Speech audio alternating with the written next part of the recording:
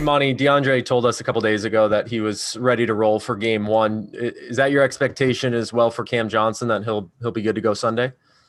We'll see. Our game plan has been to do our best to have those guys ready. I don't want to get too far ahead of today, but they're trending in a good place, but nothing official yet. If I can just follow with the playoffs being such a new animal for several guys on the team, just what's been your sense of the last few days and kind of the build up now that you guys know it's the Lakers and gearing up for game one? I mean, there's a level of excitement for sure. I think there's natural nerves, but I think we all have those. And I think based on how we play, the close games we've been in this season, I don't see our guys having to play too much of a catch-up game.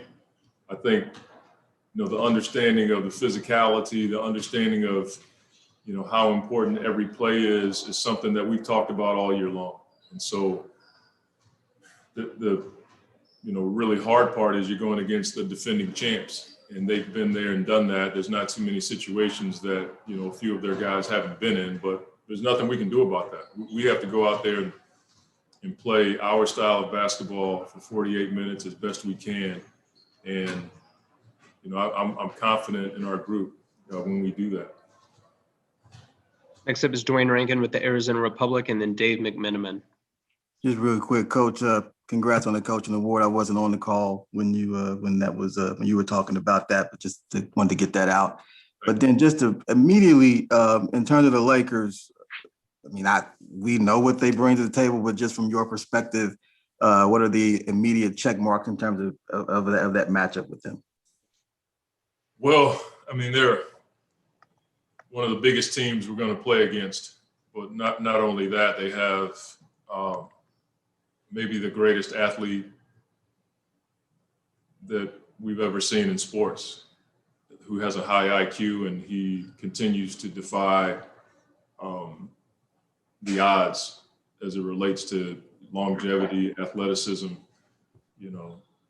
all the stuff you talk about, and then another Hall of Fame player in Anthony. So we know who they are. We respect what they've done. They're defending champs. We understand that we have to be unbelievably physical, keeping them off the boards. KCP is a guy that I have a ton of respect for, his ability to, make plays and make big shots and defend. And Caruso's been a pest all season long, and he's a really good player. And Kuzma's talented. Like they have everything, and we respect who they are. We know we have to bring it every possession. That's the deal. We accept the challenge.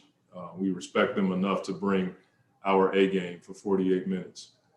Quick follow with Cam. Sarver was on a radio interview saying he thought the cast was supposed to be taken off. This was like maybe 3 days ago. Has he been able to get up shots at all in practice with you guys? He's been in practice working on strengthening his wrist, and he's gotten up a few shots. That's all I'm going to say about that. He doesn't have a cast on, and he's progressing. Next up is Dave McMenamin with ESPN, and then Sierra Santos. Hey, Monty, good to see you. How would you describe your working relationship with James Jones, and what about his demeanor or approach stands out to you about how he goes about his business?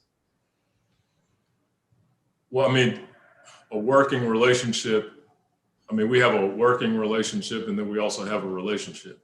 And that's how I describe it. I mean, we talk about work a lot, but we also talk about life and family and goofy stuff a lot too.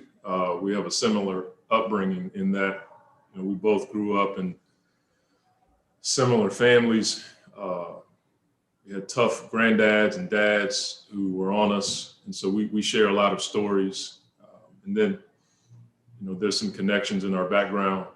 Coach Hamilton, different people that we've crossed paths with. And then I coach James. And that time when I coached him helped me to understand the kind of person and leader he was. He wasn't afraid to stand out and be a unique person on his own. You know, his work ethic, his own value system, it stood out when we were in Portland. And so that in itself allowed me to, you know, start to forecast what it would be like if I came here. And I don't envision us ever having a bad working relationship or a bad relationship just based on that. Thank you, Mike. Next up is Sierra Santos with Fox 10, and then Kyle Goon. Monty, I would imagine as head coach, you don't really feed into what all the national media, even local media, is saying about their predictions for this series. But for your younger guys who may be reading into it, do you prefer that they block it out, or do you want them to use any type of negativity to their advantage as fuel for this series? I guess you do both, right? Like you hear it and you use it as motivation, but it's limited in how much it can consistently motivate you. Like at this point in the season, you have to be self-motivated for sure, but we all hear it. I'd be lying if I said, you know, I've tuned it out. I hear every pundit. I've heard just about everybody on every platform talk about it, but that's fine. I mean, that's their job. They don't play, they don't sweat, they don't do what we do. Ultimately, you got to get out there and compete for 48 minutes, and that's what we plan to do. Did anybody think we were going to win 51 games this year in a shortened season? Don't think so. So why would we listen to those people now? Next up is Kyle Goon with the Southern California News Group, and then Kellen Olson. Hey, Monty. You know, I think sort of jumping off of that question, there's a lot of people who expect you and maybe the Suns as an organization to be kind of bitter that this matchup is happening with the defending champs.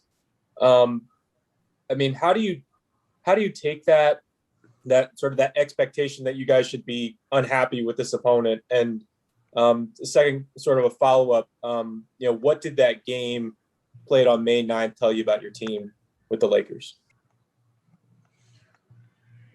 That's a weird, I've never heard that we should be bitter about the matchup.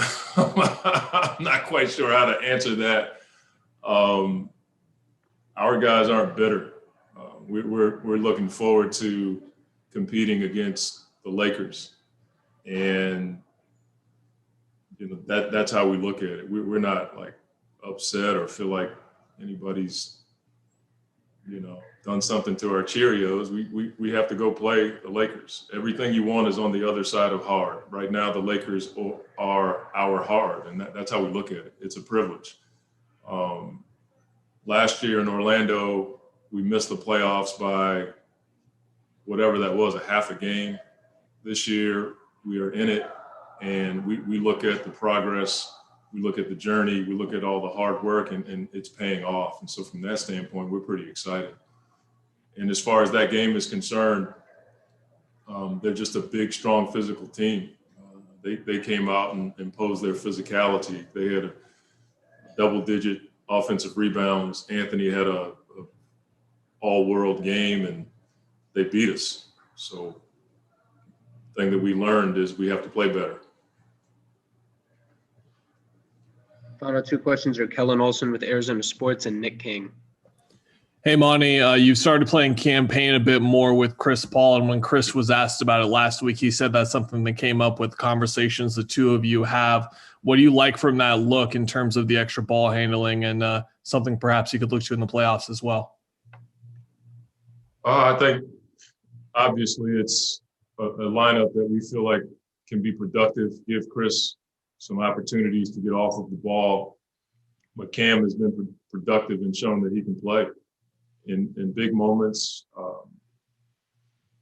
on both sides of the floor. And, you know, Chris and I talked about our time in New Orleans when I would pair him with Jarrett Jack. And that's where it kind of came from. We were just going back and forth on different things we did that were helpful. And that was the reference point. He and Jarrett played really well together. And for me, it was just because Jared was a really good player. But I think for Chris, just having another ball handler on the floor really helps him. I think it helps him from a conditioning standpoint. He doesn't have to have the ball the whole game. And on the other side, I think he has a lot of confidence in all of our guys, but especially Cam. He's got an ability to score the ball, pass the ball, and his speed and herky-jerkiness really helps our team. Our question is Nick King with Channel 3, Channel 5. Monty, after such a jam-packed, especially second half of the season, what's it been like this week? What's it like to be able to practice and be able to kind of lock in on one opponent now? Yeah, I mean, once we got a chance to do it, we finally felt like we were in the, a normal playoff atmosphere, because we were just guessing for 2 or 3 days. And then once we found out we were playing the Lakers, it gave us a target, and so this week has given us a week to take a few days off. Our guys have been in the gym even on off days, staying sharp, but it also gave us a chance to really lock in on who we are for a couple of days before we turned the page and went towards trying to take out the Lakers. So it's been different, but not bad. We feel like we've taken full advantage of our time. We got a chance to scrimmage today, and it was pretty cool to see our guys and how fresh they were, and the juice and the legs and all the stuff that helps us become a dynamic team. I saw that today in our scrimmage. So it's been different, but we've earned the right to be in this different situation.